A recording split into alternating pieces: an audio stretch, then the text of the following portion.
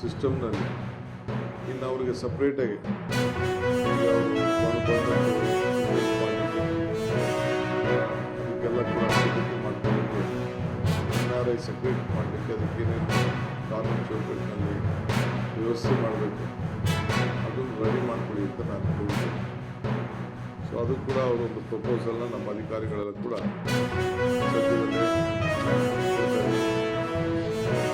So ಈ ಕೆಲವು decision ತಗೊಂಡು ಆಡಳಿತದಲ್ಲಿ ಯಾರು ಕೂಡ ನಮ್ಮ ಮಂತ್ರಿಗಳು ಆಗಲಿ ಶಾಸಕ ಇಲ್ಲ ನಮ್ಮ ಸ್ಟಾಫ್ ಅಂತ ಹೇಳ್ತಾ ಇದ್ದೀನಿ, ಯಾವ ಪ್ರೆಷರ್ಗೂ ನೀವು ಈಡಾಗಬಾರ್ದು.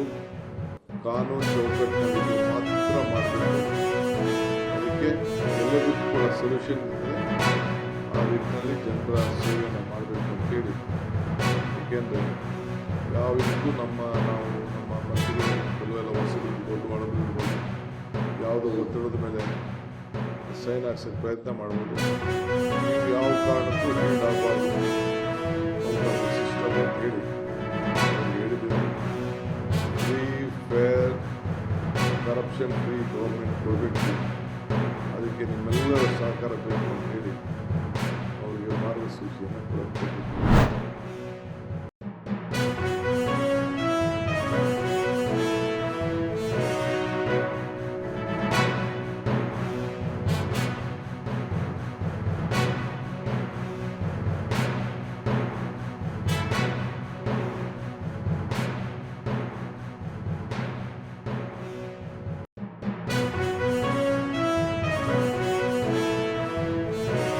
ನಾನು ಖಾತೆ ಹಂಚಿಕೆ ಮುಖ್ಯಮಂತ್ರಿಗಳ ವಿವೇಚನೆ, discretionary power of the chief minister.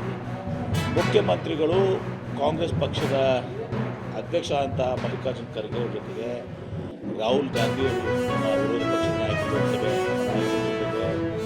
ಸಿದ್ದರಾಮಯ್ಯನವ್ರ ಜೊತೆಗೆ ಮಾಜಿ ಮುಖ್ಯಮಂತ್ರಿಗಳು ನಮ್ಮ ನಾಯಕರು ಹಾಗೂ AICC ಪ್ರಧಾನ ಕಾರ್ಯದರ್ಶಿಗಳು ಶ್ರೀ ವೇಣುಗೋಪಾಲ್ ಅವರು ಏನು ಸಂಘಟನೆಗಿದ್ದಾರೆ ಮತ್ತು ಉಸ್ತುವಾರಿ ಶ್ರೀ ರಂಜಿತ್ ಜಿಂಜೆ ಅವರು ಎಲ್ಲರೂ ಕೂತ್ಕೊಂಡು ಅವರ ಒಂದು ಮಾರ್ಗದರ್ಶನದಲ್ಲಿ ಒಟ್ಟಿಗೆ ಮುಖ್ಯಮಂತ್ರಿಗಳ ವಿವೇಚನೆ ಕೊಟ್ಟಿದ್ದು.